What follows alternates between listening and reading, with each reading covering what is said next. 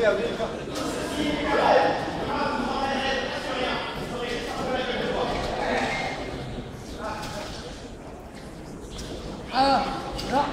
rien fait,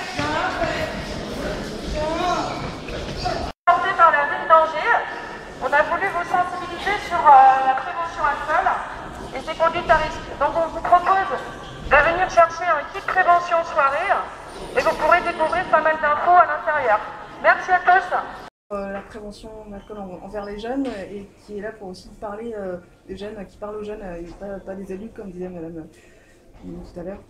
Oui, c'est une action de prévention alors qui est construite par des jeunes pour les jeunes, en lien avec ma collègue Sylvia Camara-Tambini qui est adjointe en charge de la jeunesse, donc moi-même adjointe en charge de la santé, mais aussi en lien avec mes autres collègues, que ce soit prévention, commerce, etc.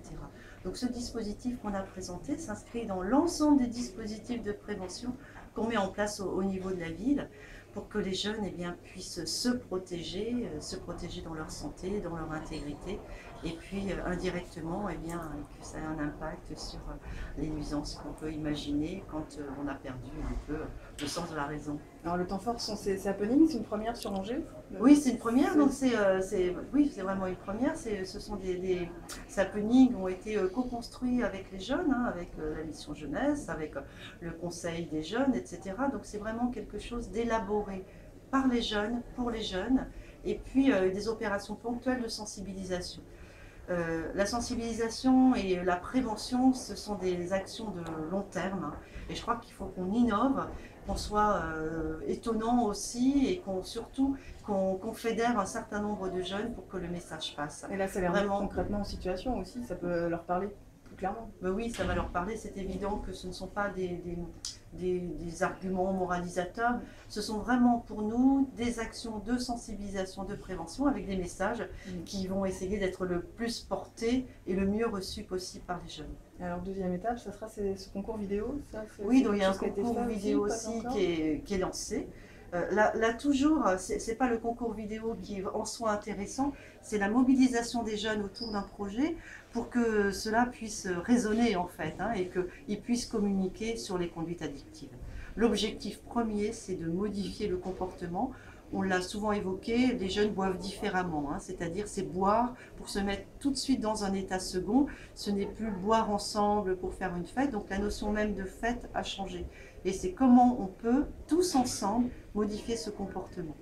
Vous observez, vous, au sein de délégation à la santé, vous êtes à la rencontre des jeunes aussi, vous observez bien sur le terrain, sûr. des jeunes qui boivent peut-être plus jeunes aussi? Des jeunes plus tôt, on est en lien aussi avec le CHU, avec les médecins qui constatent les enseignants, les proviseurs, etc. Quel âge? 13-14 ans? 13-14 ans, il y a des jeunes qui peuvent arriver dans un état très second en cours.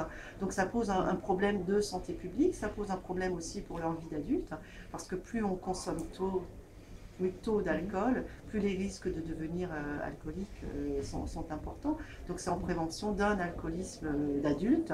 C'est un petit peu la même démarche que pour le tabac. Plus on fume tôt des cigarettes, plus on sera dépendant. Donc c'est pour vraiment lutter contre cette dépendance. On est vraiment dans un enjeu de santé publique. Et là aujourd'hui on est sur des happenings à l'université auprès d'étudiants. Là on parle de personnes plus jeunes aussi, 13-14 ans. Du coup il faudra peut-être réfléchir à amener ces genres d'événements plutôt au lycée ou au collège. Bien sûr, donc il y a tout un tas d'actions qui sont menées, là vraiment avec les étudiants, parce que qui est notre population cible dans un premier temps, mais nous savons aussi très bien qu'il faudra aller vers les plus jeunes. Donc il y a des actions qui commencent à être menées auprès des lycées, et puis c'est vraiment une mobilisation de tous, des parents, des enseignants, des élus, vraiment de tous, des commerçants, des bars. Voilà, je crois que c'est chacun selon la compétence qu'on peut avoir, selon les envies que l'on a de pouvoir mobiliser les actions autour de cette prévention.